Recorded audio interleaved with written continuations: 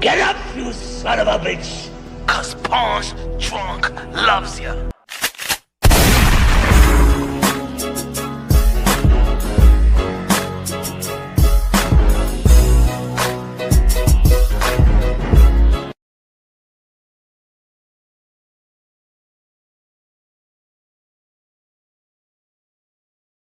Let's get ready to rumble! GGG, y'all already know this is Punch Drunk Boxing, aka Mr. Motion himself, aka El Adobo, aka El Sazón, aka El Borracho, aka Café Bustelo, aka El Pastor de Boxeo. Ladies and gentlemen, good morning, good afternoon, good evening, wherever you are in this side of heaven. God bless you all. Yeah. The boxing world is still talking about that amazing statement that Virgil Ortiz, the phenom in 154-pound division, made. The knockout machine, Virgil Ortiz, knocking out Erickson Lubin, second round. A lot of people thought that Virgil Ortiz was going to win the fight. A lot of people didn't think it was going to be that quick. Just like a lot of people didn't think that Bud Crawford was going to beat Earl Spence like that. Just like a lot of people didn't think that Bud Crawford going to take the punches of Canelo Alvarez in the 168-pound division and go toe-to-toe and get the best of him. There's a lot of things in the sport of boxing, and a lot of people is getting it wrong. I got it wrong with Canelo Alvarez versus Bud Crawford. People got it wrong with Teofimo Lopez versus George Camboso. People got it wrong with Ryan Garcia versus Devin the Dream Haney and stuff like that. People got it wrong with Javante Tank Davis versus Lamont Roach. People got it wrong. There's been people out there that got it wrong with Usyk versus Tyson Fury, the first fight, right? There's a lot of things in the sport of boxing. We make predictions. We may get it right. We may get it wrong. Yeah, at the end of the day, what we know for sure is that we don't know what's going to happen in the sport of boxing. We try to make the prediction. We try to make prediction and breakdowns to the best of our abilities with especially, you know what I'm saying, the experience, the fights before the fight. But we don't get it right all the time. I like it in this community when you get it wrong. They got the I told you so parade, and everybody want to go to your channel. I told you, motherfucker, I told you. You said that it was going to happen, and it didn't happen. You ain't know nothing. You don't know ish. You should shut your channel down. You should stop talking boxing. Sometimes I look like a genius. Sometimes I look like a dummy. Just like the rest of y'all. Ain't nobody here was predicting that Buster Douglas was going to beat Mike Tyson. But there's going to be one of y'all that's going to be lying and come out here and say, you know what I'm saying, back in the day, you know what I'm saying, I remember, you know what I'm saying, Mike Tyson in Japan, and I went to Japan too. And I see Mike Tyson having an orgy and stuff like that with Bobby Brown and sniffing the cocaine and stuff like that. And then, and I picked Buster Douglas. I told you it was going to happen. Shut the F up. Shut the F up. Everybody know everything. But what I've been saying for a long time in the YTBC, what's good, Spit Bucket Podcast in the building, what's good, man? Manny Vibes TV in the building, VWC 51 in the building, what's good, man? Smash that like button on your way in.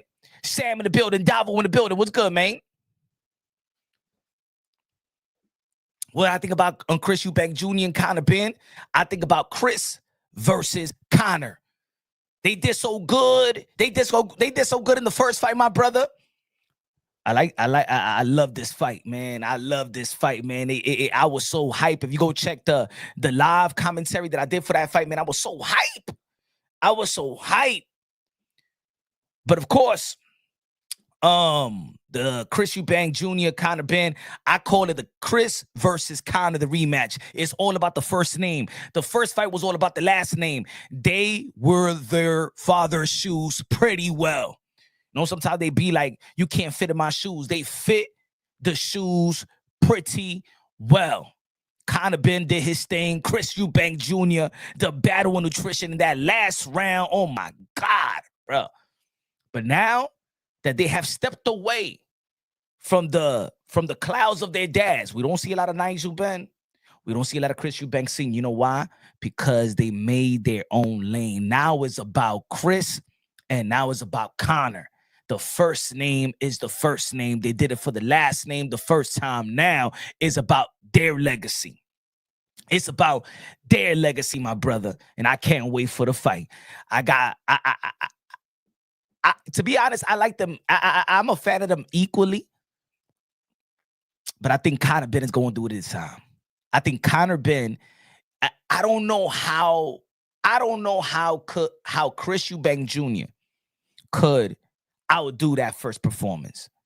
I don't know if Chris Eubank Jr. can outdo that first performance. I think he emptied the tank.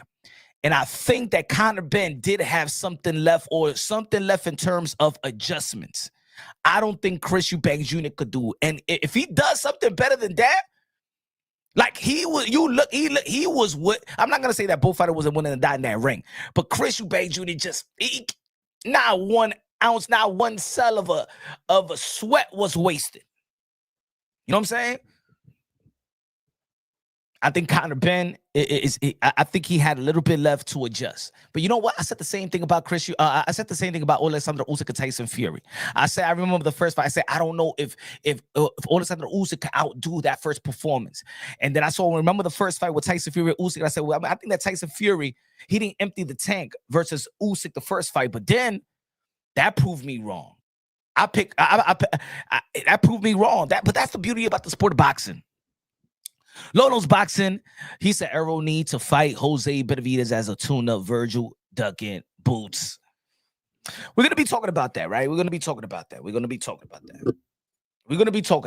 154-pound division. I don't understand that all this time. If you're familiar with the channel, you subscribe to the channel, you're a member of the channel, I keep on saying that the 154-pound division is my favorite division. I think I've invested in this division since day one. If you look back on the archives, if you look at when I was talking about Jerome Boots, and as a matter of fact, years ago, I said that Jerome Boots and it should move to the 154-pound division. Years ago, before that Earl Spence, when Earl Spence beat Kell Brook, I did a video and I said that Earl Spence, it's time to move into the 154-pound division. You've been in the welterweight division since you was a teen. Go to the 154-pound division, fight Miguel Cotto. When Golden Boy Promotions gave you that deal to fight Miguel Cotto, he skipped on that. He fought Lamont Peterson. Saddam Ali took the fight pay-per-view and beat Miguel Cotto. I did a video and I said Thurman, Porter, and Earl Spence as overstayed and welcome in the welterweight division. They should be moving up because Earl Spence early in his career, he did tippy toe in 150. He had a catch weight in 152, 150 feet, 153. Thurman had a catch weight. Porter came from the 168-pound division, 160, 168. He campaigned in all those big weights during the amateurs, right? I've been talking about this division. You already know I support my guy, Demis Andre. You already know I support Canelo Alvarez. You already know I support the Charlos. So this has been my division. And I've been saying since day one that this division is the landmine division, the more stacked division in the sport of boxing, the deepest division in the sport of boxing. You see the damn screen now today. You saw Fundura, you see Thurman, you seen Boots, you seen Charlo, you seen Lubin, you seen Virgil, you see Spence, you seen Sander, you seen Timzo, you see Josh Kelly, Bakram. It's all filled, baby. It's all filled. But I don't understand that today, all of a sudden, a bunch of people crying like damn bitches because now they're crying over one fight. How is a stacked division? I'm getting tight, man, because I'm tired of this fucking community in the sport of boxing, bro. Y'all fucking bipolar out here. How are we saying? Look at the damn screen, baby. Look at the damn screen. Look what we got in our face. How can people in this community call themselves a hardcore boxing fan? I want built-in Virgil. That's it. No.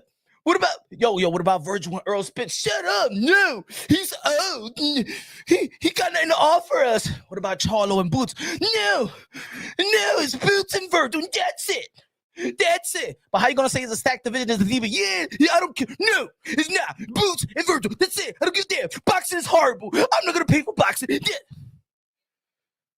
¿Qué le pasa con ustedes? Hey, yo, the boxing, this is why I've spoken to boxing people in the industry, and they look at us like we're the dumbest fans of all fan bases of respective sport. We don't know what we want. We preach that 154 is stacked. No.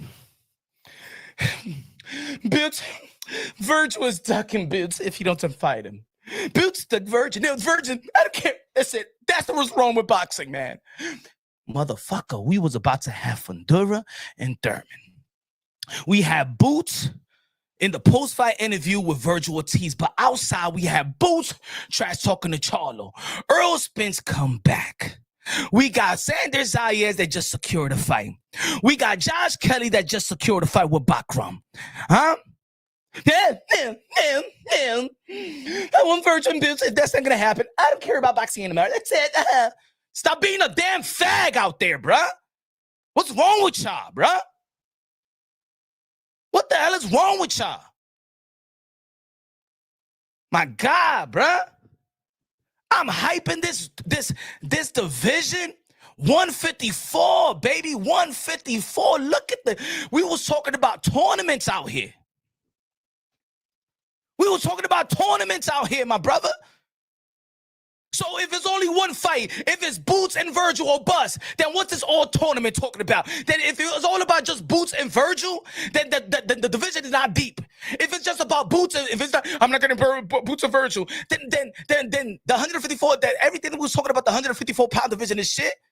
You guys, and I'm not saying you guys are tuning in right now. I'm talking about in general. Hey, yo, let's stop with the bullshit. You're being bipolar. You don't know what you want. You say one thing. You want fighters today to be like fighters back in the day.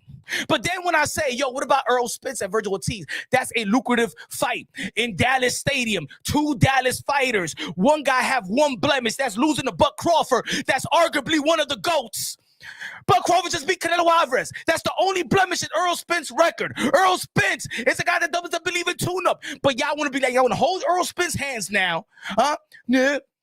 I think he's been out the ring 2 years. 3 years. No, he should not go in the fight with Vergil Ortiz. I don't want that fight. How's this Vergil Ortiz going to fight a guy that coming out 2-3 years with retina surgery? Where how did Sugar Ray Leonard came out of retirement for 3 motherfucking years and fought Hagler? Huh? Tell me. Says y'all always want to shame today with yesterday, but when somebody may have to do what a fighter did yesterday, y'all shit on it. 3 years retired. Sugar Ray Leonard. 3 mother effing years retired. Before they had retina surgery, mother effers, and he came back to the middleweight division and beat Hagler. But y'all want to babysit their motherfucking hands now. No, Earl Spence, no. It's been, he's been out the ring for such a long time, and he had retina surgery, and y'all talking like damn beta males. Ooh, there's some beta males in this community. You're not a boxing fan. You come to this community from the male volleyball community trying to talk boxing to me. Get out my damn channel if you're not a boxing fan. Get out. Go to your male volleyball channels. Go to tennis. Go to golf. But this, we don't hold nobody's hands like that. We don't hold it. This is 150 mother effing 4. The best mother effing division in the sport of boxing. The deepest is a landmark division, meaning that the number 1 could fight the number 10, and it's a mother F 50-50 fight. This is where the number 1 and the number 10 is a 50-50 fight. For Duran versus Thurman, 50-50. Thurman could beat him, Thurman could lose. Charlo versus Charlo, the reigning king in a 154-pound division that dedicated his life to 154. Scrape that division. Coming back. And y'all like, nah, it's been such a long time. That's not a good fight. Y'all the same mother effing boxing community that be like, yo, why everybody trying to be Floyd Mayweather? Why everybody's trying to save their O? But as soon as a person gets his O, like Earl Spence, you're like, fuck them, stay retired, you're nothing but waste. This is why the sport of boxing don't want to risk it, because they listen to us too. Yo, stop being like Floyd. Everybody's saving their O. Fight the best. Fight the best. And then they fight the best. He loses to the best. And y'all write him off. Like he wasn't shit. What are y'all preaching? What type of message are we sending out there to the powers that be in the sport of boxing if we keep being bipolar? Oh, 154 is stacked. I ain't gonna get no Boots of Virgil. What the fuck is happening? If Virgil say, you know, I want to fight Boots, I'm going to fight Xander Zayas, I'm going to be mad?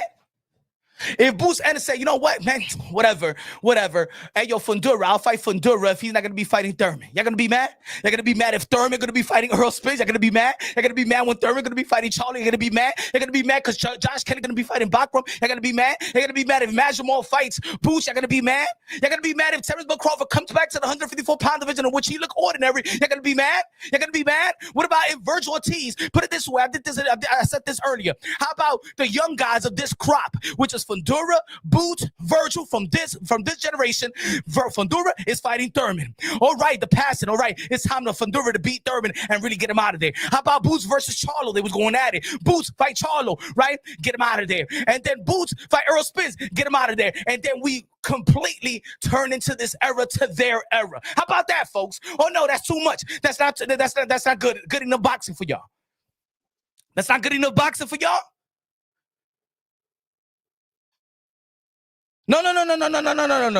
HR, no. Don't say that. Trying to save the O, ruin boxing, son. Nah, the fans were faking it about. They want fighters not to go out there and risk their O. Because if the best is fighting the best and he loses to one of the best, it doesn't even have to be the A1 or the A2. The best, when we're talking about elite in the respective division, is those who's proved themselves. The top 10 could be the top dogs in that respective division. Just like if we wanted Terrence Bud Crawford to fight Thurman, right? Or fight Spence, or fight Danny Garcia, or fight Porter, all those fights would have been good. It's not only one fight. The problem of the hardcore boxing fake fans is because we shrink our sport. We shrink our sport to the point that we always stay dissatisfied. We always bitch and whine and moan because we shrink a fight. How can we shrink a division like the 154-pound division if you don't think that an Earl and versus a Virgil is a good, big, lucrative fight? You are brain dead. You swallow your ass hair. Tú te haces la paja, you put it in a cup and you drink your own milk. How can you dislike as a hardcore boxing fan and you bitch about a fucking division that you could mix and match it and it's a great mother effing fight? And in the history of the 154-pound division, you never know what you gonna get. This is like the NCAA tournament. The pound for pound number mother effing one. Terrence Bud Crawford are the number 2. You can flip it around however you want it. The guy, the 3 division undisputed world champion. He look incredible at 135. He look unstoppable in 140. He looked great at 147. He went to 168 and beat the king. But in 154, it's the hardest division in the sport of boxing. Ese tigre almost wet the bed. So don't tell me the Spence and the Virgil Ortiz, it's a bad fight. He hasn't been in the ring for quite some time. Well, Manny Pacquiao haven't been in the ring for almost 3 years, and he came Mario Barrios a run for his money.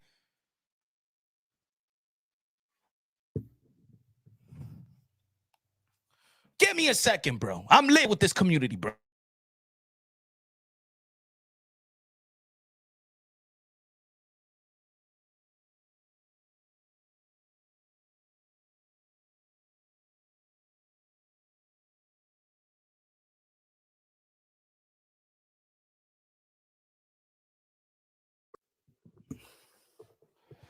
Bro, hey, yo, shout out to my brothers, the other channels. Yo, I don't know how y'all do it. Because for real, bro, I don't think this is the community that I thought it was, man. I don't think this is the community that I thought it was. This ain't a boxing community, bro. It's not. This is a bunch of whiners over here. This is not the boxing community, y'all. I thought years ago When even people from the block, from the hood, they left boxing. A lot of people left the sport of boxing after the Manny Pacquiao versus Floyd Mayweather, that boring fight. Then people got convinced to stay because of Canelo Alvarez versus Triple G. And then the 118, 110 card really was one of the last straws in the sport of boxing. I'm not talking about, when I'm saying in general, I'm not talking about the people that's looking on and supporting the channel right now. I'm talking about in general, that I don't know what's wrong with this community. I be on X, formerly known as Twitter, and I'm just looking, what the hell is people smoking? And then sometimes I go to the comment, what the hell is people smoking? Like, what is wrong? Man, a lot of people is like bitter baby mamas in family court, man. Y'all like Eve, when God gave you everything, gave you that. Hey, yo, God gave Eve everything. How many times I say it? Y'all acting like Eve. God gave you paradise. God gave a counterpart. God gave you animals. God, and all he said, do not eat from the forbidden tree, damn it. And Eve said, no, I got everything. And I got a butt naked man in the image of God, but I need that fruit. That's how the boxing fans are. Look at this. Look at your screen. No, it's either Boots and Virgil. I am mad. Did you hear after the whole what he said? You heard Virgil what he said, that he would like to fight Earl Spence? No. Oh my God, no. Stop it, Virgil. My God, bro. No se puede hablar de boxeo aquí. If you say, yo, what about even today? What about AJ versus Deontay Wilder? Fuck Deontay Wilder, man. Fuck AJ. All these guys, man, they ain't shit. They lost, you know what I'm saying? They a waste, man. No. Still, in the heavyweight division, that's a fight that needs to take place. Still in the heavyweight division. Not everybody, I talk about O's, but if a person loses his O, y'all look at them like they straight up bums. It's a damn sport. Your favorite basketball team don't go undefeated. Your favorite football team don't go undefeated. Your favorite hockey team don't go undefeated. Your favorite MLB don't go undefeated. There's sometimes that your favorite football team is going to play the worst football team in the motherfucking league. And you're still going to watch. You still going to put the colors because you a football fan and you a fan of your favorite team. The same shit goes for boxing. You're not going to see Bud versus Spence time and time again. You're not going to see Usyk versus Tyson Fury for the damn telegy. I don't know how to say, I know trilogy 4 times, but telegy, how about that? Is a sport for us. That's why a tournament, we always bitch, hey, yo, we need a tournament like that. Like the Super Six, we need that tournament. So so vicariously, right? My nephew yourself, that what we're watching right now in the 154-pound division is actually a tournament.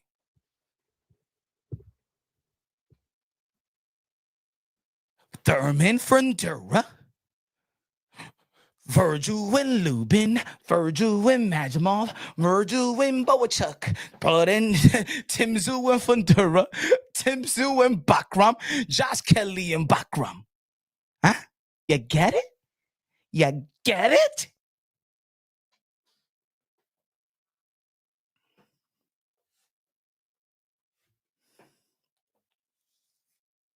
Do I want to see Boots versus Virgil? God damn right I want to see it.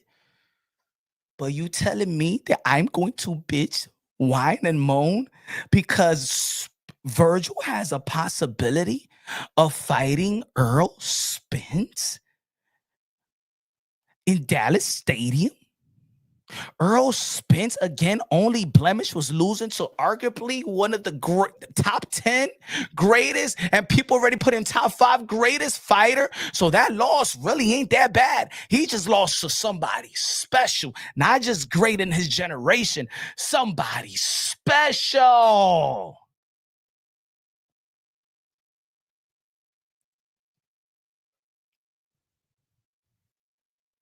He said, Ralph, punch, Spence is washed now. How do we know, Ralphie? He lost one time to arguably top 10 greatest of all time, Ralphie. How is one fight get you washed up? Give me more fight. Hey, you know who? Esa es la vaina. Esa es la vaina que me quilla, Ralphie. Esa es la vaina que me quilla de ustedes. They y'all want to say Boots, Bud versus Spence, and Spence lose one time and he washed up. Diablo, mi gente. Ni tres peleas me perdió el tigre, but he's washed up. This is the reason. Hey, yo, fighters, don't fight the best, fight the best. Because los boxing fans don't come mierda. Hey, yo, Tio and Shakur don't fight each other. Tio go the rematch with Steve Claggett. The rematch with Steve Claggett. Shakur fight William Cepeda again. Because I want to see you entertained like that again. No. No me vengan con eso. Yeah. A bunch of people over here fake. You're not boxing fans. Everybody washed up. Don't protect your own. But then he's washed up. Retire. No. Nah. No me vengan con eso. Yeah. That's what it seems like. You contradict. As a matter of fact, these fans are confusing the fighters.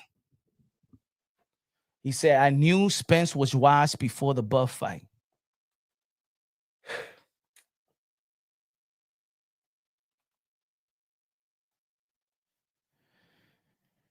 I'm gonna stop, to be honest, I'm gonna stop looking at the chat.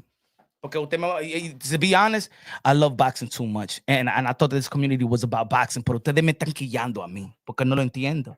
Ustedes me están quillando.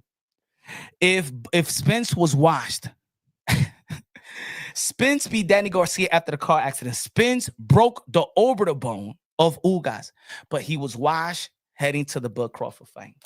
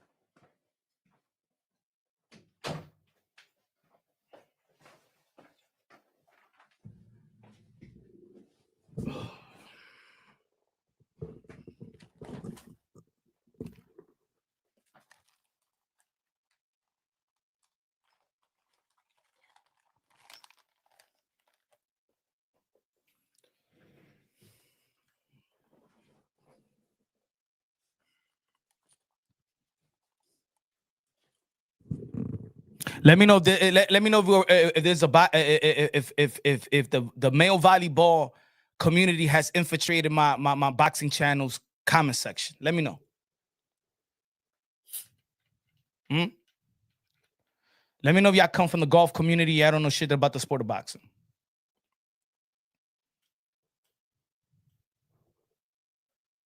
He said, "Let Spence get a tune-up, then Virgil." A man that just proved to us that he went flipping around in the damn Lamborghini, came back and said, I'm not a tune, I'm going diving. And we like, yeah, damn, Earl Spence getting Danny Garcia right after the car accident. Yo, that's some shit. And then after that, go to Ugas. And now we want to hold Earl Spence's hand. Ay, Dios mío. ¿Dónde que? Ay. Yo no entiendo.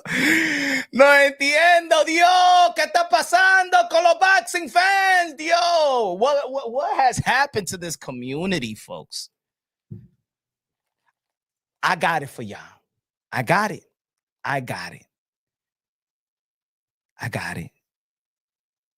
You guys don't want to see a real fight. You guys you're capping. Y'all just has capping as the fighters that y'all be shitting on. Okay. All right.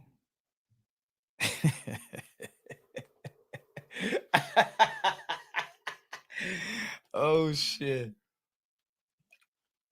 All right, Earl Spence, get a tune-up, please. Don't fight Virgil. No Boots, nobody in that. I don't want you in the tournament, Boots. Boots.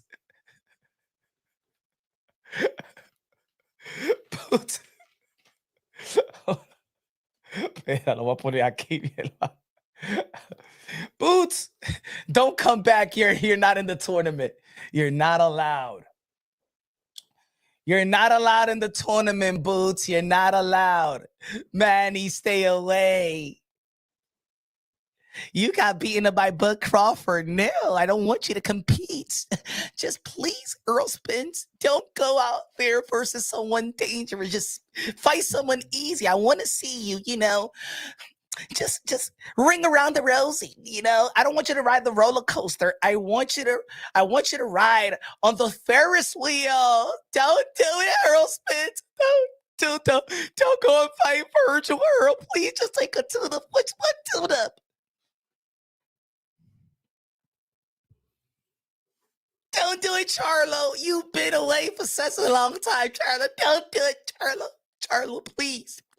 Can you fight the 48 rank? You need a tune-up. Don't go out there and talk to Boots. Please stop it.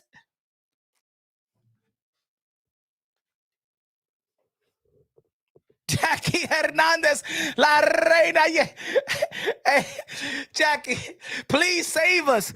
Save us, Jackie. I don't know what's happened to these men out here, Jackie. Jackie, well, you give us the female's point of view. What has happened to men out here, Jackie? They want Earl Spence to get a tune-up because it's so dangerous for him. It's dangerous. And Charlo, don't do it. Too dangerous, all right? Just leave Boots and Virgil to fight.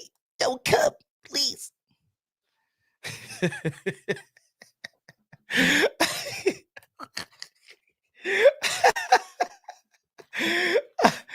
What's going on, man? What is going on to this community? Earl Spence says, I don't want no tune-up. Yes, you do, Earl. You need a tune-up, right? Okay? I'm going to be your fan, but I'm going to protect you at the same time because I got the best interest. I know you have kids. I know you have a wife. I know you have beautiful parents and stuff like that, and they need you. They don't need you to go in the ring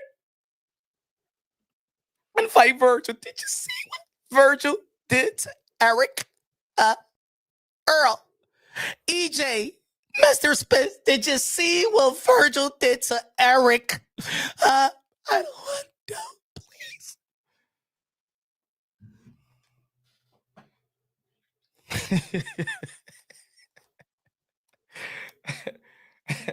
Yo, y'all crazy, yo. Y'all crazy. And this is why people get mad when they be like, yo, but punch. What's good, Boxing? That's why people get mad. Yo, what up, punch? Tell them the truth. Hey, yo, Jesus, Jesús, si la chancleta. These people are frauds of a boxing fan. They come from the volleyball community and infiltrating my channel trying to talk boxing. Now they want Earl to get a tune-up. The 154-pound division is not a deep division because nobody could be crying. How can you be crying? It's a big fight for a potential big fight is going to replace a potential of another big fight. That's almost like, all right, folks, that's almost like this. Easy money. That's like Danny Garcia not facing Porter, but going to face Thurman. That's like Danny not facing Thurman, but going to face Spence. That's like Thurman not facing Danny, but facing Porter. That's like Spence not facing Kell Brook, but facing Thurman. It's when they're at the same level, you know what I'm saying? Like, that's where, to be honest, right now, currently, why the 154 is good, it's because there's proven fighters, right? But there's questions behind it. The only problem of Thurman, Charlo, and Spence is purely inactivity, right? But we also seen that inactivity is not a major problem with the new science, how people take care of their bodies. It's not the new, it's not as bad as we are pretending it is to be. It's not. Gary Russell Jr. did pretty good in his last outing, right? Bud Crawford had another year layoff, and moving up to 168. And look what he did to Canelo. Canelo was supposed to be the fresher fighter, right? Like, this is not like back in the days where fighters are fighting 6 times in 12 months. It's not. So even if, okay, it's one argument to say, okay, Spence been inactive. Charlo been inactive. So at 154, who has done anything close to significance like Jermell Charlo says? He's been out for 2 years plus, or 1 year and a half, whatever he's been out. Then I got to think about, if he's been inactive and the man of the division hasn't been active at 154, who has done anything more significant or even half the significance that Charlo made? Who? Who at 154 did anything close to what Jermell Charlo did? Anybody in the channel? Anybody in the comment section? Russ can make a difference. Sometimes, Ralph, Russ could make a difference. Ralph, sometimes. But that's why we need to stop with the hypocrisy and the contradictions, because we are a community of boxing fans today that bitch, whine, and moan about how we want fighters today to be like fighters of yesterday, right? I wish that fighters today was like the golden era. We shame fighters today with the Durant, with the Hearns, with the Haglers, with the Leonards, with Frey Benitez. So if y'all talking about he's been out for 3 years, Leonard been out. So okay. So if we was back in 1987 today, this is 1987. Leonard is coming out to fight Hagler. We will be, how you like that fight? Y'all didn't like it? Ladies and gentlemen, that was a bum fight. That was a stupid fight, right? Leonard versus Hagler was one of the dumbest fight in boxing. Leonard should have never came out of retirement 3 years to fight Hagler, and Hagler should have never fought a rusty guy with a retina surgery like Sugar Ray Leonard. Am I right? That was a dumb fight, right? Come on, I want to see the chat. Leonard versus Hagler was a stupid fight. Yes or no? Was Hagler versus Leonard a stupid fight? Yes or no? Come on. Let's keep the same energy. It was a stupid fight.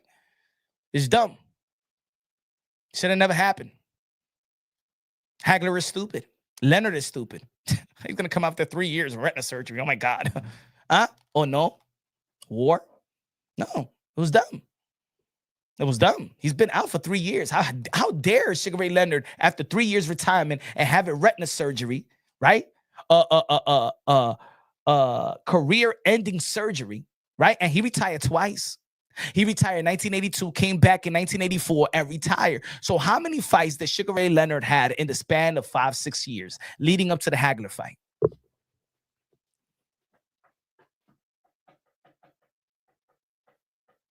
So we Google, because I'm punch from boxing. I'm a drunk with a mic. All right, let's Google. Let's see, because I gotta show it. I'm a liar. I'm a liar. I don't know shit. I'm drunk. I'm on the move. Ooh, shut himself. Hold on. Let's see. Sugar Ray Leonard. Right. Let's see. We're gonna see how many fights did he have leading up. Okay. Let's see how the great Sugar Ray Leonard, was a dangerous fighter. Right. Well, let's see. Yeah. Okay. So in 1982, he had 1 fight. In 1984, he had 1 fight. He retired again for 3 years and fought Marvin Hagler, moving up to the middleweight division. Wow. So in the span of 5 years, he only fought 1 time. Wow. Oh my God.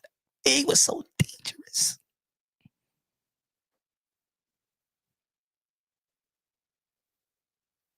He didn't even have a tune-up.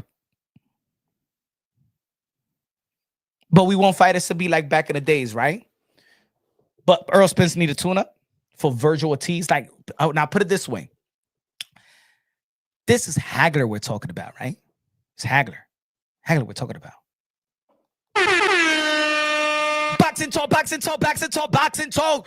Con el super chari chari parique de $10 a comprar comida china mañana sin Coca-Cola porque ya la comida china es $12. Hermano, I'm gonna keep it real. It's a duck for Ortiz, so I'm gonna move on. Now I'm on Spence Ortiz or Ortiz Charlo. It's the Spence that fought Ugas beat Ortiz. Does the Charlo that beat Castaño beat Ortiz?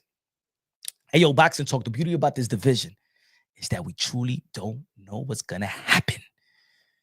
So logically, now am I on the Spence Ortiz Charlo? Is the Spence that fought Ugas beat Ortiz? Maybe, because we don't know if the Ortiz that fought Boachuk is fighting the Spence that beat Ugas. Does the Charlo that beat Castaño beat Ortiz? Much very could be, yes. The Charlo, which Charlo is going to show up? The first Charlo with Castaño or the second Charlo versus with Castaño? The first Charlo we're hearing, with Harrison or the second with Harrison? Which is going to come? If Charlo hurts Virgil like Mean Machine hurt Virgil, or like Boachuk, who's a better finisher? Jamel Charlo or Boachuk? Who's a better finisher? Jamel Charlo or Boachuk? So this is the beauty about the 154-pound division. That when we think that Bud is fighting Majumov and that's going to be an easy fight for Bud, and then he looked ordinary.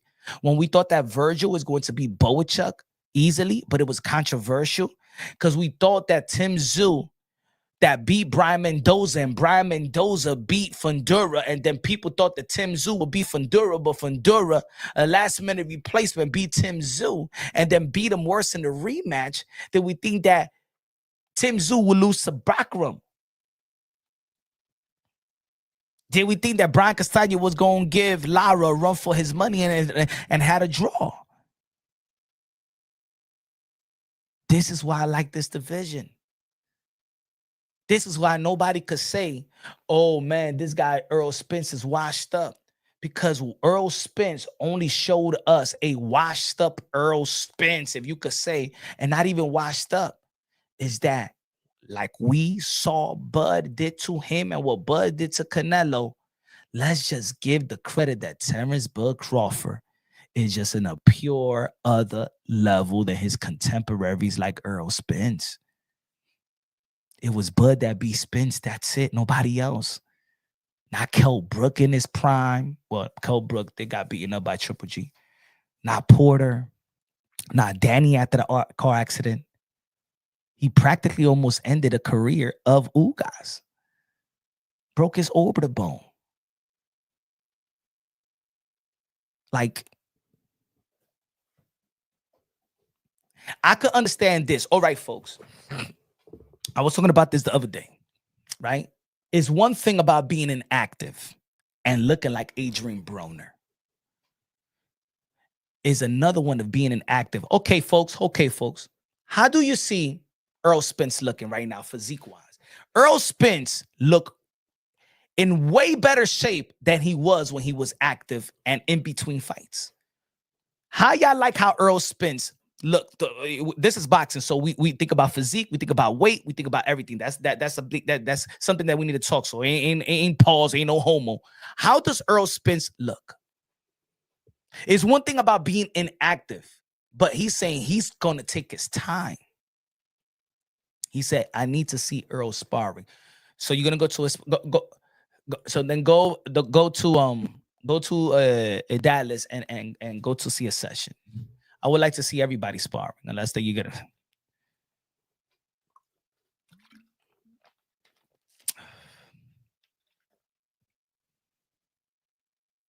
Let me see him in a tune-up first. Ladies and gentlemen, as much as we love Virgil, as much as we love Boots, they still haven't touched what Earl Spence, Thurman, Crawford has done in boxing. Chill out. We're talking about Earl Spence fighting Virgil.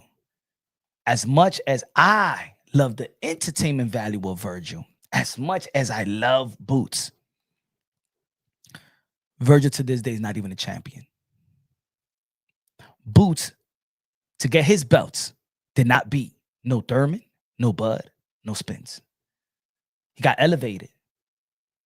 Got elevated by being Karen, ladies and gentlemen. Karen Chimichurri. And he rematched Karen. That's how he got elevated. And then he beat Stanionis. Folks, you guys are talking about, like, if these guys are coming back and fighting cemented all-time great legacy and fighters. ¿Qué le pasa a ustedes?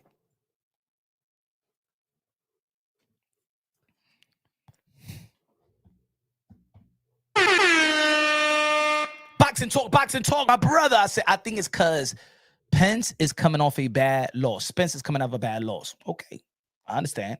That's the issue. I do think Iron Man, Charlo, if he's back, beats Ortiz. I'm excited again, but it is a duck.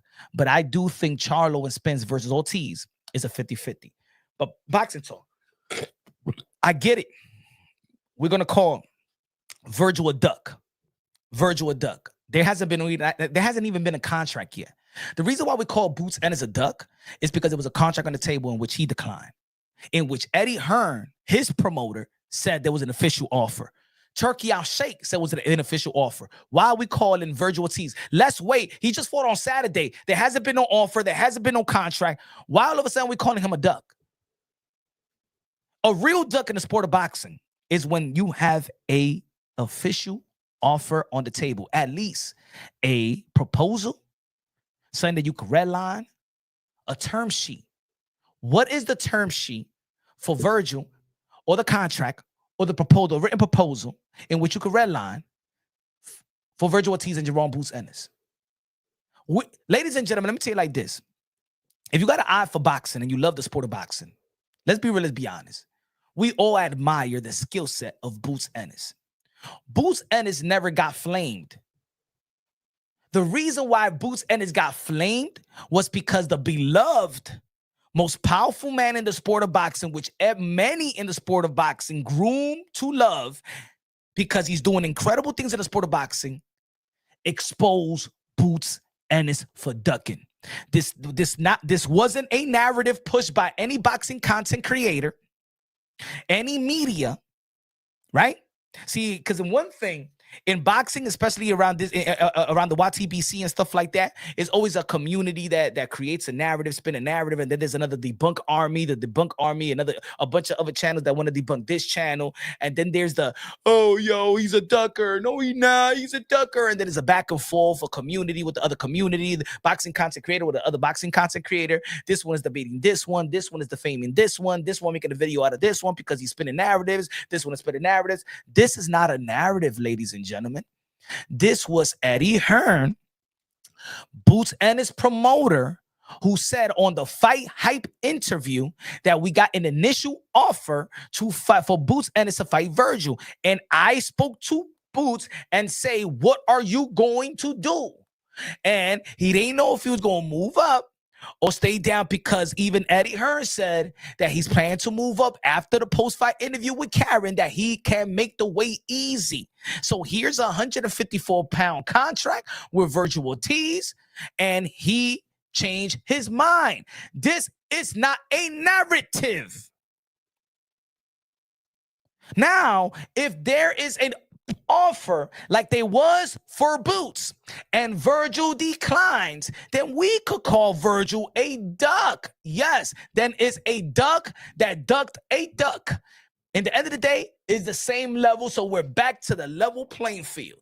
Boots would duck Virgil, and if Virgil could duck Boots, then both of these guys duck each other. So what is it? Either you get mad at both of them or you respect both of them. We can't pick sides. And is this logical or no? Or do y'all want me to spin a narrative like other boxing content creators and hustle y'all? Boxing talk, de lo mío, que Dios te bendiga, boxing talk. And y'all already know, everybody, I already know, man.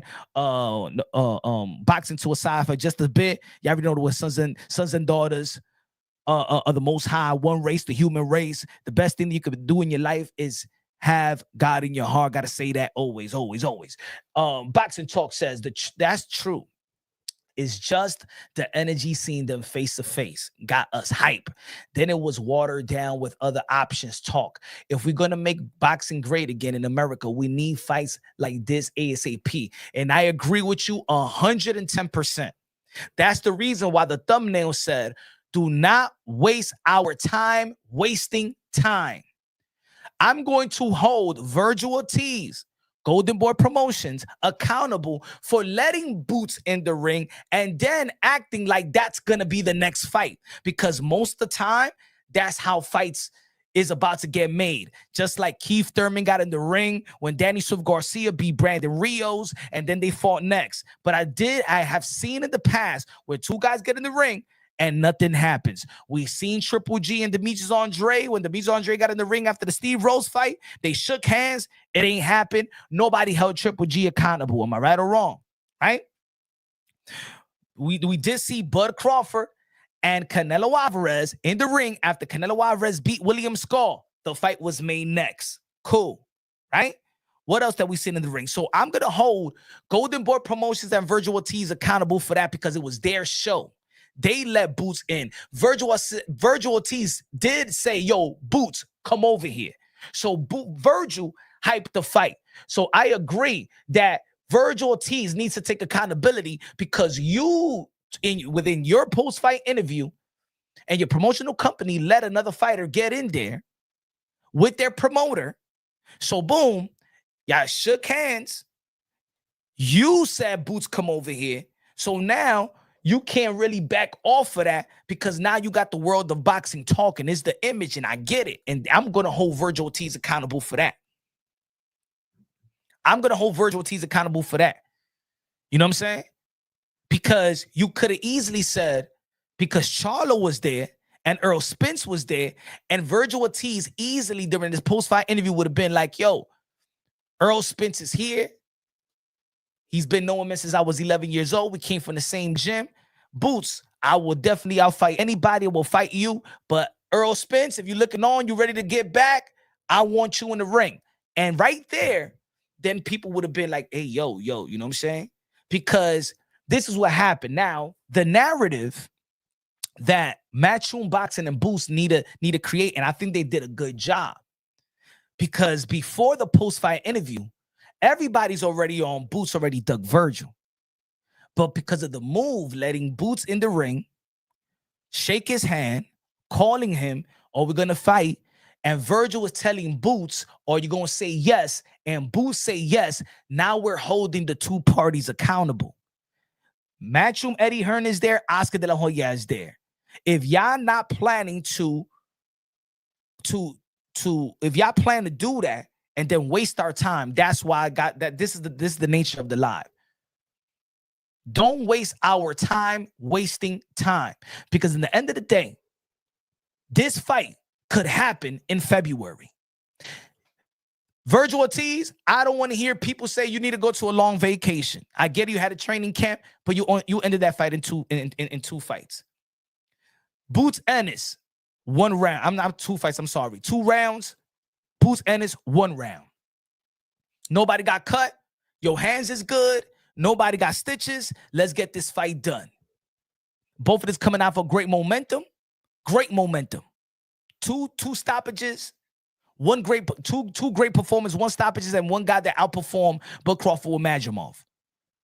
So momentum. A great fight has great momentum. We want to see Boots. We want to see Virgil. But if y'all going to be if y'all going to waste our time, stop wasting time, wasting our time. Stop wasting our time, wasting time. That's not a good look if the fight doesn't happen next, because ain't nothing standing in the way for Boots and Virgil not to get in the ring. I'm with that. I am with that. I'm with y'all 100%, 10 toes down as an army of boxing fans. I am with y'all. I want Boots. I want Virgil. But I'm also not going to contradict what I've been saying for the past 7-8 years as I created my channel, that the 154-pound division is the deepest division, my favorite division. So if I can't get Virgil and Boots, and they're talking about Virgil and Spence, I'm gonna talk about that fight as well. I'm gonna talk about Boots and Charlo as well. I was excited to hear that one of my favorite fighters, Keith Thurman, is getting the Fundora fight. I'm happy. As a boxing fan, I am happy with either or. I'm happy. Go check I'm happy for Josh Kelly versus Bakram. This is me right here, yo. Hold on, folks, man. Hold on. Because I don't know if new people are here and y'all just new to Punch Drunk Boxing. Hold on. So I got to show you my energy. I got to show you my angle. Why I'm saying what I'm saying. Hold on. Give me a second. Boxing Talk said facts. I wouldn't care if they wasn't face to face and posed. It was Ortiz called him over like let's go. Facts. If he would have said wait in line, I wouldn't care. Or this my show, then it would be cool. You already duck. Yeah, if you would have said, yo, you already duck me and stuff like that. Stop trying to crash my post-fight interview. There was a contract on the table. You should have signed it. Stop acting like you want this fight. Stop talking about money this, money that, because there was money on the table and you know it and your team know it. Eddie Hearn, you know it and they know it. And Turkey Al Sheikh and Eddie Hearn, are you saying that Turkey Al Sheikh is lying? I would have put, if I was Virgil Ortiz in his team, I would have put Eddie Hearn on the spot. Hey, yo, Eddie, so you trying to say that the man that you work in the sport of boxing, Turkey Al Sheikh, is a liar? You trying to say there was not a contract on the table? Huh? Are you so Turkey Al Sheikh is a liar, Eddie Hearn? And then we would have oh yeah, now I want to see your reply. Is he lying, Eddie? Is he lying? See, that's why you got to have a good team that's going to pull those narratives right away. Because let's say if I was a Virgil Ortiz, and if I was his brother, one of the guys in the team. So this is you in the Fight Hype interview. I would be like, if this is you in the Fight Hype interview. Good looking out, Boxing Talk. Appreciate you, my brother. Good looking out with the donations and the super chat, man. Hold on. This is your boy Punch Drunk Boxing. This is what I've been promoting for a long time. Even when they said that Earl Spence was going to fight Josh Kelly, I was hype. For the people right here.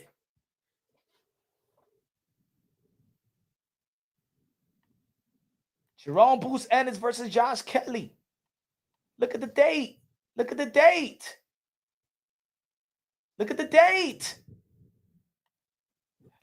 It's lining up. It's lining up to what I've been talking about. It's lining up. He said, it seems like you're getting paid for EJ versus Ortiz promoted. No, brother, I'm talking about 154 Fishy. Are you new to the channel, Fishy?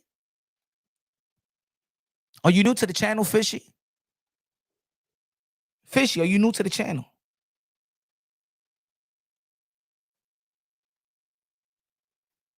Fishy. Hold on, bro. Hold on, man. Hold on, dogs. Hold on, bro. So I was in a payroll with Boots Ennis too. I'm in both payrolls. Now. You guys ain't gonna give me credit for pushing something that a lot of people in the community wasn't pushing. Shakur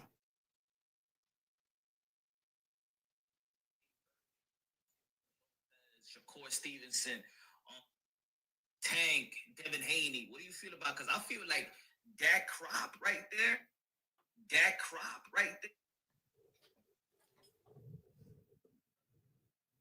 Am I on Boost? And this is me. This is me and Boost. We go way back, y'all. We go way back. Ain't nobody was showing Boost this love. Hold on. There with Virgil Ortiz as well. Like y'all really gonna be in the forefront of the sport of boxing. Y'all the skill set is up to par. Y'all come from a good family boxing background. You know, what do you feel about being the forefront, man? Leading this, being one of the leaders of this generation. It feels great, and definitely the new faces of boxing is here, and like I said, it's the start of the takeover of the welterweight division for me. Sir. That's what I'm talking about. Any sparring partners Huh? I've been pushing this motherfucking fight, dogs. It's me. Ask Boots' dad. Ask Boots' brother. Ask Boots himself. They know who punches is. They know who punch on boxing.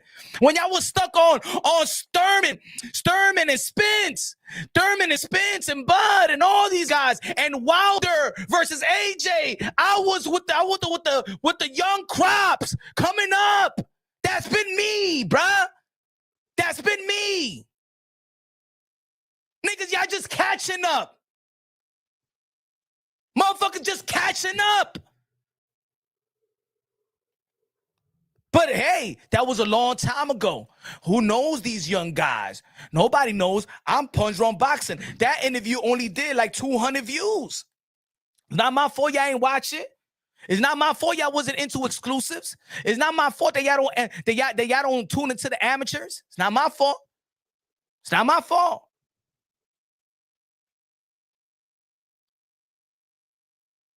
So don't tell me I know what I'm talking about.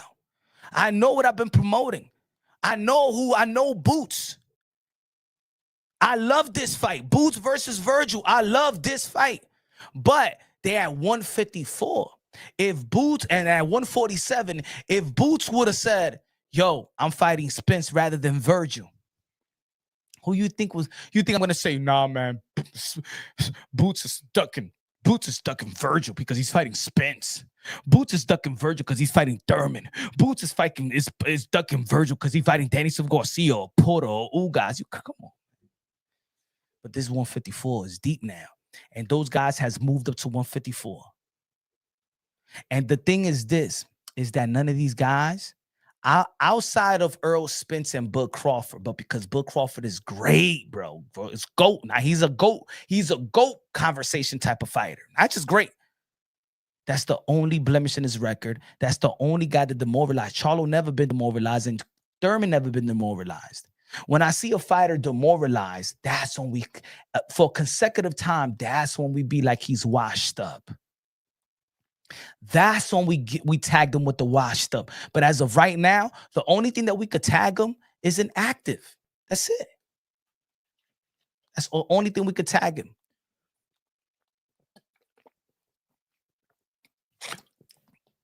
And if you are inactive, but looking like Adrian Broner, then yes, you got to come with a tune-up. You can't come back in the ring. But if you saw Keith Thurman, he was inactive, but not inactive in training.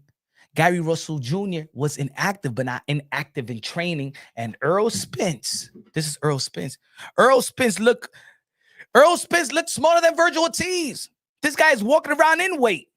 Hold on. See how Earl Spence look right now, bro. Hold on. Let me see if he put a picture. Let me see.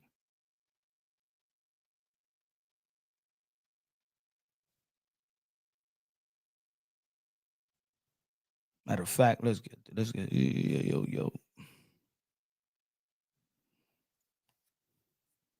Let me check.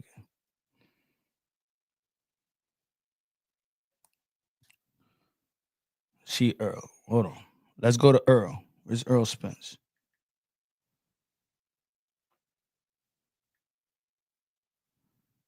On you, man. Look at that Spence.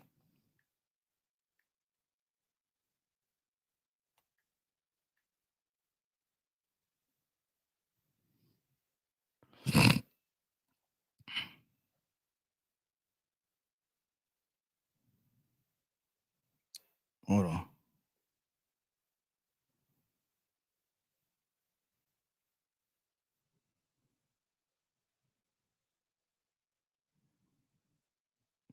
I know there was a clip of him sparring.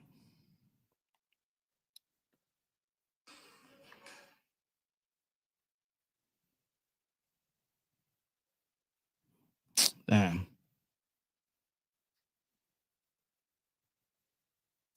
There was a clip of him sparring, but I can't. Let me see if I can find the video.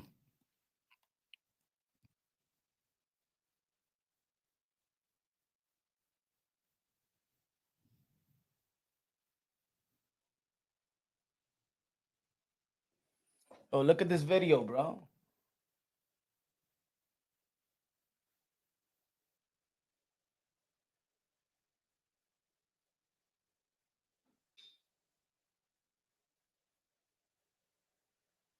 Come on, man.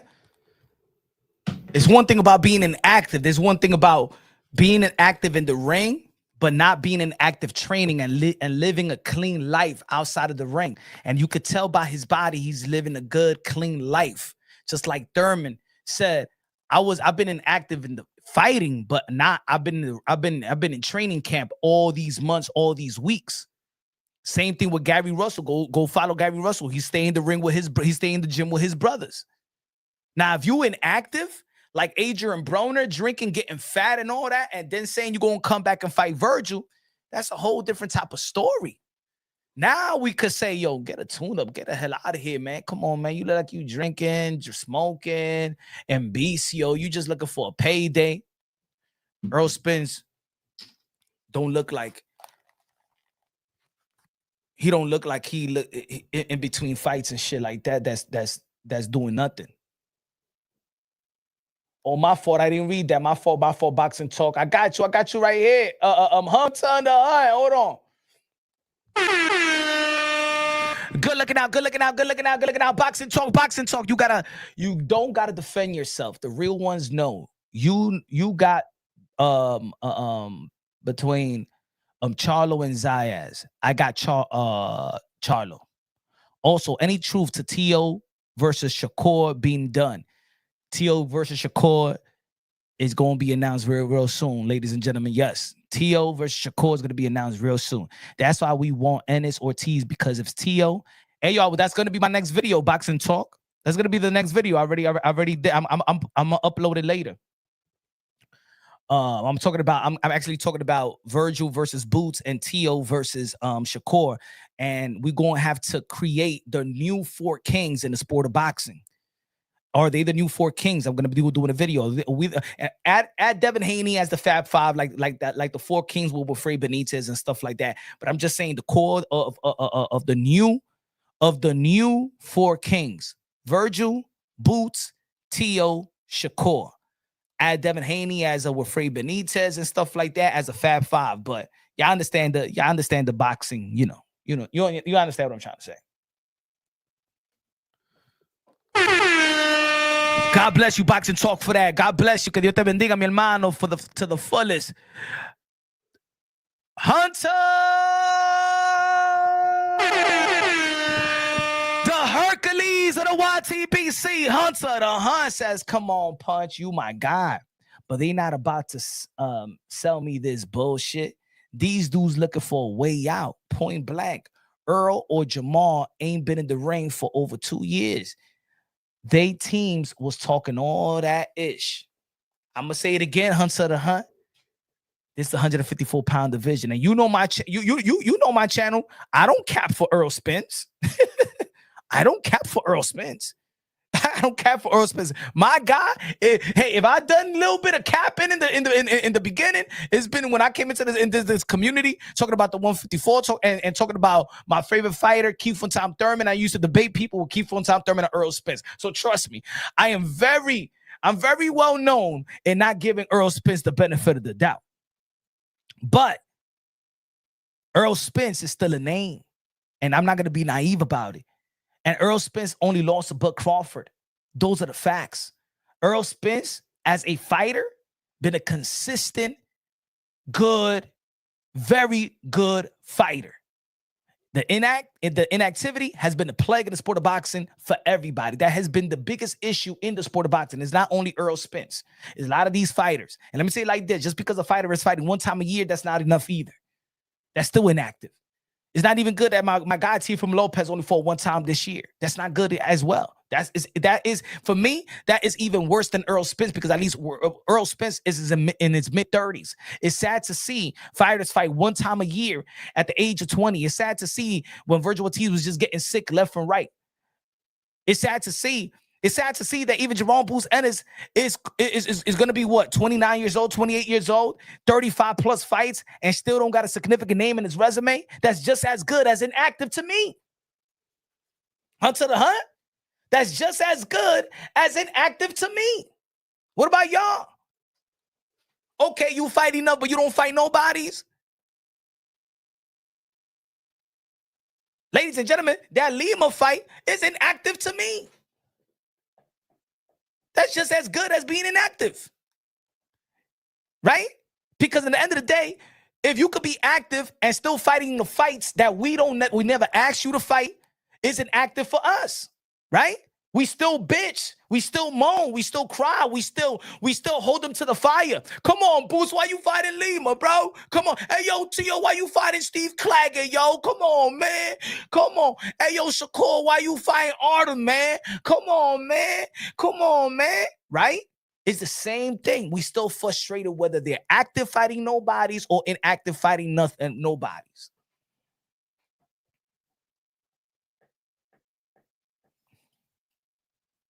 What do you want? So let me ask you. So put it this way: we were saying, yo, Bud Crawford, come on, man. Bud Crawford isn't active, yo. He's just fighting one time a year. The last fight he was Majimov. The year before was Earl Spence. The year before was Dave Avenesia. Come on, man. Bud is inactive. Now look what Bud Crawford did. And anybody talking about Bud Crawford's inactivity? Is anybody talking about Bud Crawford inactivity? Shit, that inactive shit helped him out. Bud Crawford is not injured. Bud Crawford ain't do, you know what I'm saying? Why you got to be out like that, man? He says the Bud Crawford era. You know what I'm saying? Come on, man, Bud Crawford. Even I. Yo, you got to, come on, man. He's going to go to the 168-pound division. Yeah. And look what he did. So I'm not gonna say this guy need a tune-up. This guy's inactive. This guy's this. If you outside of the ring doing your thing, if you outside of the ring inactive but in the ring. Because we also got to understand, with a hardcore boxing fan, we also got to understand that these guys been fighting their whole life. Maybe at one point, do they need a break? So let's put it this way. So if Earl Spence and Charlo and stuff like that they well into their 33, 34, 35 years old and stuff like that. Now we want to see what these guys are doing. Can you do at least what these guys has done? What are you that is active doing while this fighter is inactive? Right? Hunter the Hummer, he say, yo, bro, I'm mad because they did all of that. I get that. We were talking about that. Yes, I'm gonna hold Vergil Ortiz accountable for that. I'm gonna hold Vergil Ortiz, Golden Boy Promotion, Oscar De La Hoya, and everybody accountable for having Boots in the ring. Vergil Ortiz saying, yo, come over here, Boots. Saying and telling him, oh, you gonna say yes? Is that a yes? If Boots says yes, Vergil says a yes, and then everybody was all good, and then they come in the back and they're saying, well, they got other fights. I understand that. I understand. I'm with y'all. I understand. They don't want that fight. Then when Boots pull up and check the temperature, they start talking about other opportunities. They're talking about other opportunities, but I'm gonna tell you like this: the other opportunity was always a conversation. The opportunity was always a conversation. As much that we talked about Boots versus Virgil, even while they was in the welterweight division, we were talking about Boots versus Crawford. Boots, as a matter of fact, that was a conversation of a possible next fight for Terrence Bud Crawford after the Canelo Alvarez fight. People was still mentioning Boots Ennis. People still saying Boots versus Crawford. There's always been a conversation. Vergil Ortiz versus Spence. As much we had conversation of Boots versus Virgil, it's also been Boots versus Crawford, Boots versus Spence, Virgil versus Spence, Virgil versus Bud Crawford. As much, probably even longer. Let's not forget, Earl Spence and Bud Crawford was in the Maurice Hooker fight with Vergil Ortiz scouting. And Vergil Ortiz is talking to Earl Spence and Bud Crawford. Let's not forget those moments. Boots was nowhere around. Boots was nowhere around. I love the energy. My brother Hunter the Hunt and everybody in the chat, I love the energy. I love the back and forth. I love the post-fight interview. It hype us up. It hype boxing up. And look, we're talking about it right now. But what was Boots' energy when the money was on the table, when the paper was on the table, when the contract was on the table? Where was the energy there? So, okay, if Virgil got more options, we could call Virgil a duck if there's a contract on the table for Boots Ennis and he skipped to fight a Earl Spence, call him a duck. But guess what? I don't feel sorry for Boots Ennis because you ducked him. It's a duck, but it's not a duck that I feel sorry for. It's not a duck that I'm going to shame Virgil Ortiz for. Sorry. Because we could have got Virgil Ortiz a long time ago. We would have never got no damn Chuck versus Virgil. That almost threw a monkey wrench on the possibility of Virgil Ortiz and Boots Ennis. Come on, bruh. Fuck out of here. That's like your girl cheating on you and you take her back and then you cheat on her and she's like, man, I can't tell you, fuck you. I ain't never want to meet. You did the same mistake. Now, you don't got to be with me and stuff like that, but I don't feel sorry for you like that. Man, not the thing you think you perfect, huh?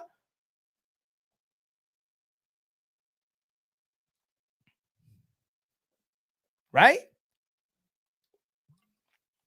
Motherfucker acting, no, he's talking Boots, no, he's talking Boots, no, man, fuck that. Well, Boots dug Virgil. We never would have been in this situation. Matter of fact, we didn't even need a Virgil and Boots post-fight interview. It was already on the table before all of that. It was already on the table before they went face-to-face. It was already on the table. They didn't even have to do a massive promotion. Huh? You think I'm gonna throw myself out the window trying to shame Virgil Ortiz when the motherfucker ducked him? When there was an actual contract, not all he say, she say, nobody just pulling up, nobody just talking. We seen pull up before. We seen Tevin Farmer and Javante Tan Davis go back and forth and blah, blah, blah, blah, blah. We seen Shakur Stevenson and we seen T.O. and Haney go back and forth in person, right? We seen a Shakur Stevenson and Devin Haney in YouTube going back and forth. Yeah, let's fight. Yeah. We seen Kalen Plan and Berlanga. Yeah. We ain't get the fight.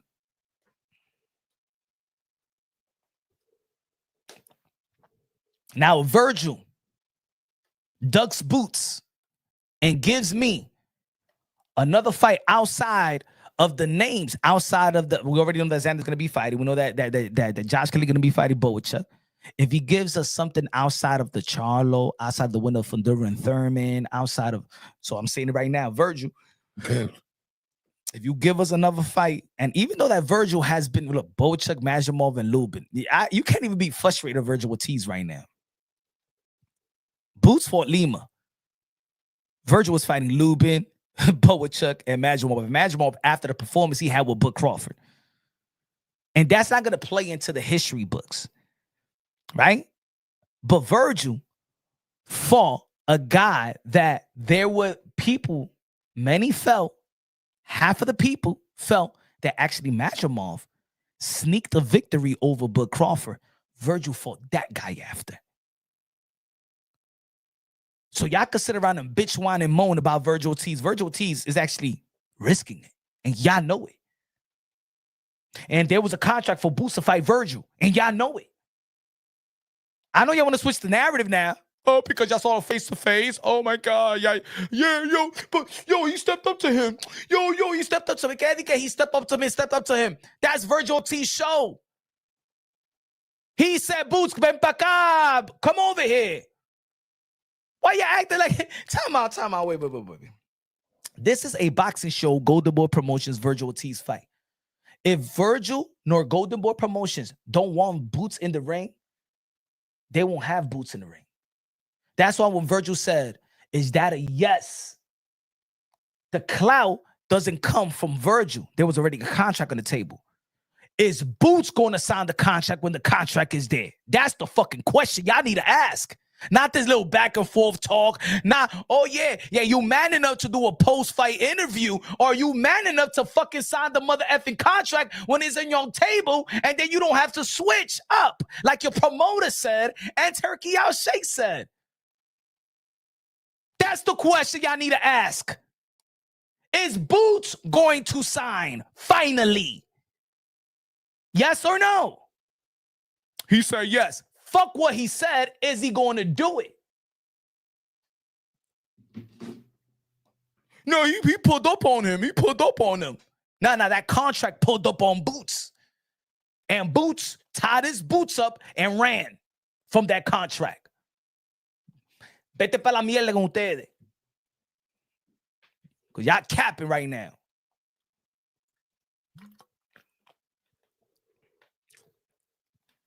Well, what Boots is going to do next? The trilogy versus Karen? Motherfucker mad at Virgil, and this dude is rematching Karen Chimichurri. Karen Chimichurri. And y'all mad at Virgil. Because Virgil said, hey, but there's a possibility for me that I'm also could be looking at Earl Spence and looking at Bud Crawford and stuff like that. And y'all mad at Virgil. Y'all dumbass boxing fans, for real.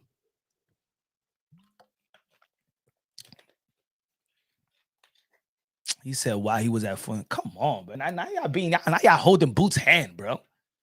No, you there 147 now. No, stop it, Punch. No, he was not at 154. They were in separate divisions and stuff like that. Where's Shakur at? Hey, yo, my brother Hunter the Hunt. Where's Shakur at right now? Hold on.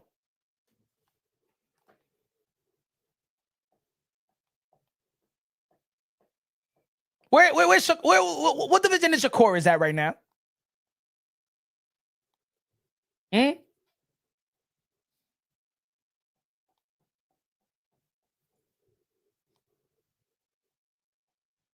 Dime mi gente, where's Shakur at right now? And what fight are we talking about? Teofimo Lopez and Shakur Stevenson? Huh? Háblame.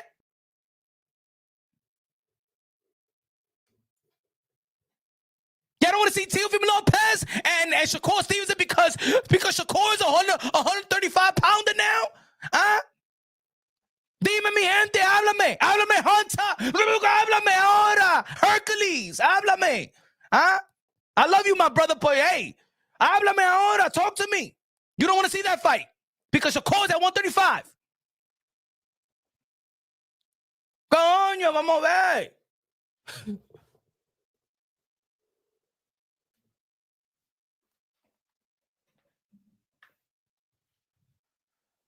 Respect your opinion, but where I'm from, that's called getting your skirt pulled.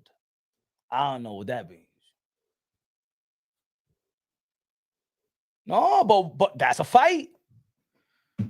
So when we was when the YTBC was all lit, when we see Shakur and Haney going at it, what division was Shakur is at? Well, we went to Shakur and Haney. Huh? Time out.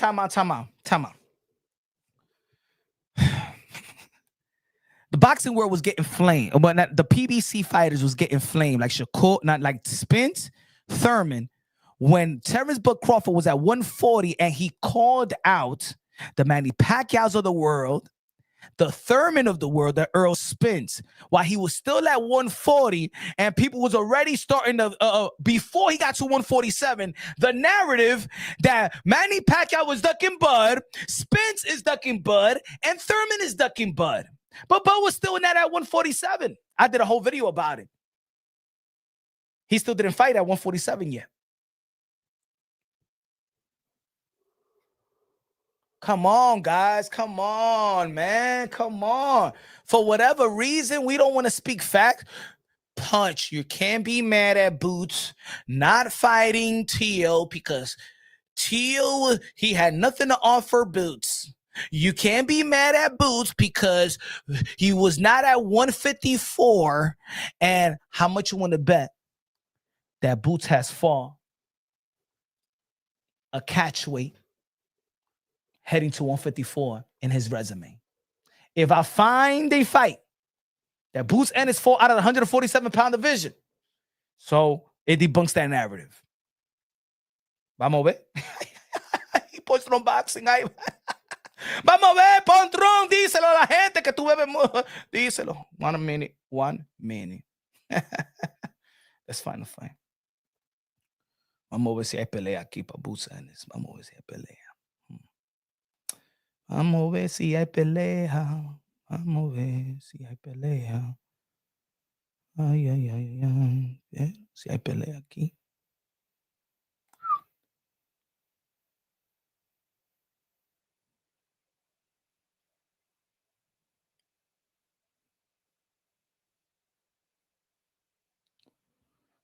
Quiero que después de ti me acabaría la vida. Creíste que después de ti me acabaría. A lo mío. Ay, mira, Boots. Mira la pelea de Boots. Espera. ¿A dónde está? Espera. 151, Boots. Ay, míralo. No what the way, Rey. Ay. Ajá. Lo tengo. I got you, my friend.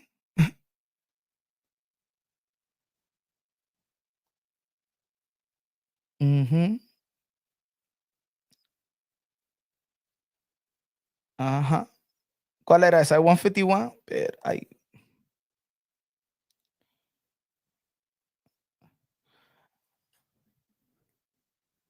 Ay, pues tú peleabas ahí. What happened? What happened? Pero tú estás. Ay, míralo ahí. Ay. Ay.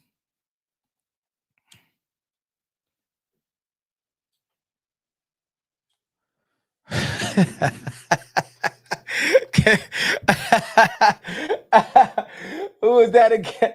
I don't know. Another Willy Coochie Coochie. Jerome Boo said is the type to be fighting. He's gonna be fighting a trilogy with Karen Coochie Churi.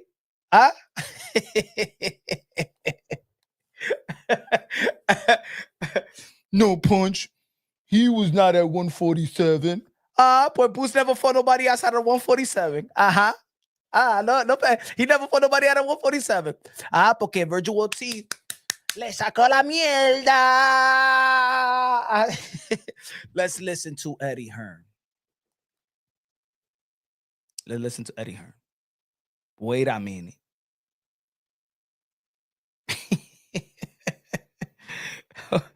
Hold on. Okay, I receipts after receipts after receipts, ladies and gentlemen, when it comes to this situation. Pera.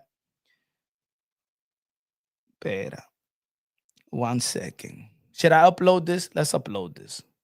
Because I don't want nobody to call me a liar. I don't want nobody to call me a liar. Because you're going to hurt my feelings. You're going to hurt my feelings if you call me a liar. Don't call me a liar. Don't call me a liar. Hold on, look at that. I don't want nobody to call me a liar. Hold on. Give me a second. Give me a second, my friends. ¿Cuál es esta? I don't want nobody to call me a liar.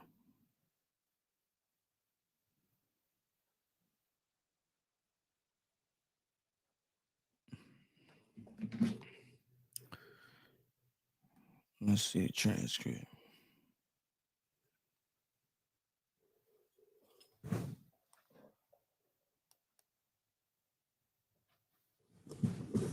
Let's read it together.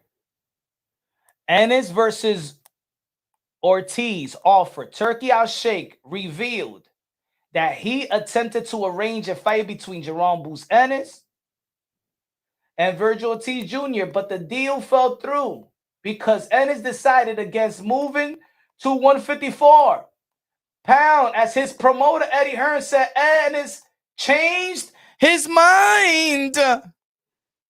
Huh?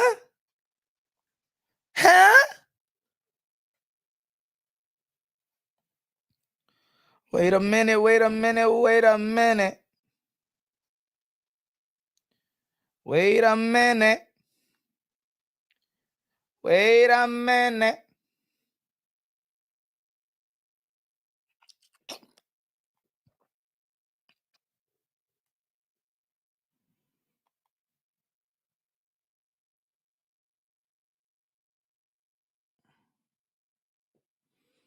Give me a second. I got you right here, my brothers. I got you right here. Give me a second.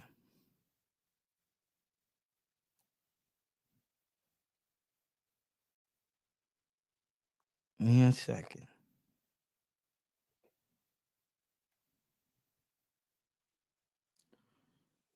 Was it this one? Because I replied it to somebody. Hold on. Oh, where is that? Where that? Where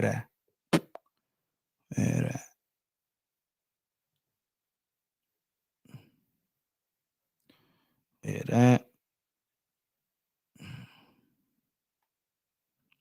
Where's the video at? Smash that like button. Don't call me your brother shining gauge. Yeah. Didn't Virgil have 2 of those?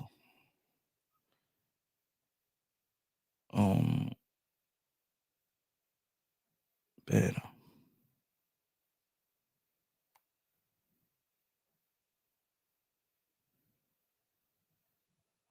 I agree with you, brother. Where was that? Damn, I reply a lot. There you go. Bam.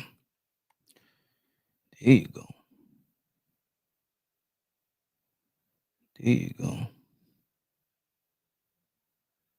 Let's see. Damn. Find it later. Boots scared to get KO'd. All I'm saying, folks, this is all I'm saying. I would love to see Boots versus Virgil. But if we can't get Virgil versus Boots, I'm just as good with a Virgil versus Spence, Boots versus Charlo. I'm just as good with that. I'm just as good. I think both of these guys will actually have a lot of respect. If more respect, think about if Boots beats Charlo, and then Boots could actually say, yo, I beat the guy that was the guy that nobody, right? Everybody that's holding a belt never beat Charlo. I actually beat the guy at 154. I actually beat the king at 154. And let's say Virgil Ortiz beats Earl Spence. And let's say he outperforms Earl Spence. Let's not forget that that Terence Crawford got that even Canelo Alvarez fight because of what he did to Earl Spence. And he outdoes Bud Crawford. Because at the end of the day, we always going to attach whatever great things that Virgil does and Boots does. The road is going to lead to who? Even if Virgil Ortiz fights Boots, which I want to see, and Virgil beats Boots, or Boots beats Virgil, the road leads to who? Who we going to see? If Virgil dismantle Boots or Boots dismantle Virgil, it all leads to Bud. You need to come back. Bud, you need to fight one of these guys. No, Bud. It leads to Bud in the end of the day. Leads to Bud. Shit don't even lead to the winner from Duran Thurman. Shit don't even lead to the winner of Josh Kelly and Bacro. Shit don't even lead to Xander Zayas. If it a spectacular performance that Virgil versus Boots, then it's going to go back to even Turkey Al Sheikh after the performance that Bud had with Majimov. He said that I'm looking to put Virgil versus Bud Crawford. Remember that's what Turkey Al Sheikh said? Remember? After, that Majimov did pretty good versus Crawford, and then after the post-fight interview, Turkey Al Sheikh didn't even want to mention Canelo Alvarez. Remember?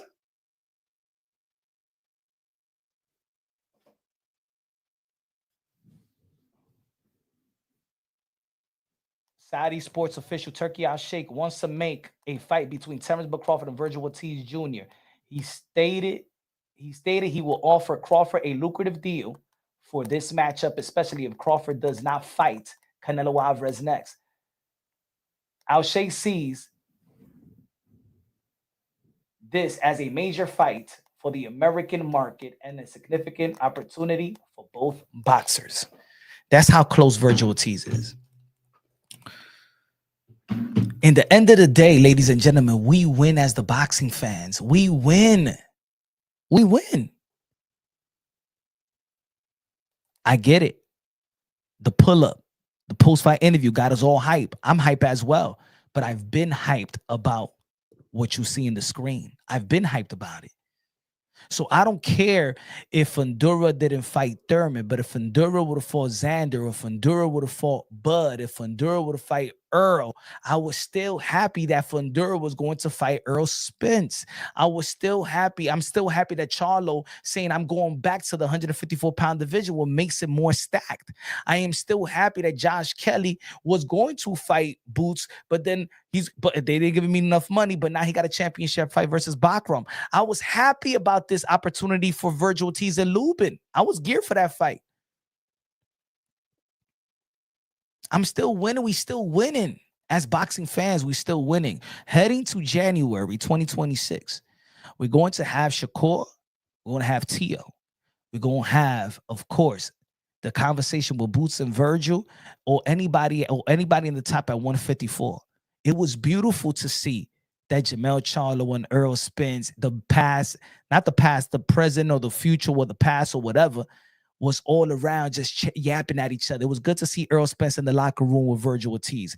It was good to see Charlo going at it with Boots. Yo, I was good to see, yo, it's lit. It is lit. So that night, what we saw was, we want Boots and Virgil, but shit, did you see outside how Charlo and Boots? That would be a good fight too. Yo, Earl Spence, yo, Virgil is with you, Virgil. Yo, we winning. We are winning. Dímelo, Hunter, the Hercules of the YTBC. I don't agree with you, Punch, but you out here putting in work, my guy. Looking out, man. But you know how it is. We brothers out here, man. Hey, yo, put it this way. Hunter the Hunt. This is healthy disagreements, though. This is healthy boxing disagreement. You want to see Boots and Virgil and fuck everything else. I want to see Boots and Virgil and add on a Virgil with Spence and add on a Charlo and Boots and add on a Boots and Xander Zayas and add on a Boots and the winner of Thurman and Fundura and Virgil the same thing. And I'm hyped for Josh Kelly and Bakram. And I'm hyped to see if Xander Zayas could actually make a TKO or a knockout statement. So then we could talk about, whoa, Xander Zayas this January, he not only outboxed this dude, he actually got a knockout. So then Boots got a knockout. Virgil got a knockout. Xander Zayas got a knockout. That's the only thing that's missing with Xander Zayas. Xander Zayas is not about just winning. He needs to match the performances of Virgil and Boots. And if Xander Zayas in his next fight does what Boots or Virgil Ortiz did, ladies and gentlemen, Xander Zayas, I know he's a champion right now, but Xander Zayas with a TKO or a stoppage arrives. Then we're talking in 2 months, yo, but Xander Zayas is only 22, man. He haven't have his man strength. Now with the skills and the spectacular knockout, wow. Now we talking about Boots. We talking about Fundura. We talking about, yo, Fundura just knocked out Tim Tszyu. Boots just knocked out Lima. Virgil just knocked out Lubin. Xander should be knocking out this guy. I'm happy. Just don't give us no other fight outside of these fighters that we have in the screen. Add Bud with it. I don't want to see no other fighter in this screen fight nobody else. Now, if somebody moves up, now put it this way. If Brian Oman Jr. beats Devin Haney, y'all know ain't nothing at 147, right? And Brian Oman Jr. says, I want to go up to 154 and I'm calling out Boots. Oh, y'all gonna like that fight? If Brian Oman Jr. knocks out Devin Haney and says, you know what, ain't nothing here at 147. I want to go where the Sharks is at, and I'm calling out Boots, and I want to fight Boots. Do y'all want to see that fight?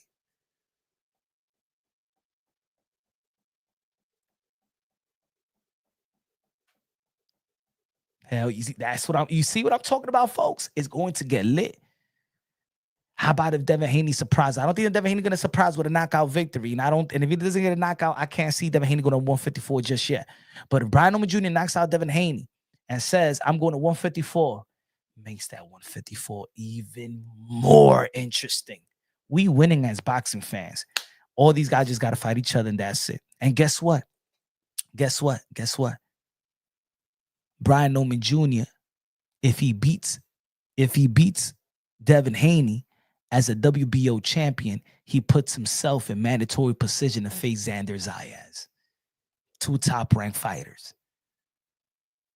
If Teofimo Lopez beats Shakur Stevenson, then he puts himself back in line to face the guys like Brian Norman Jr. with his WBO. Yo, boxing's going to be lit 2026. Mark my words.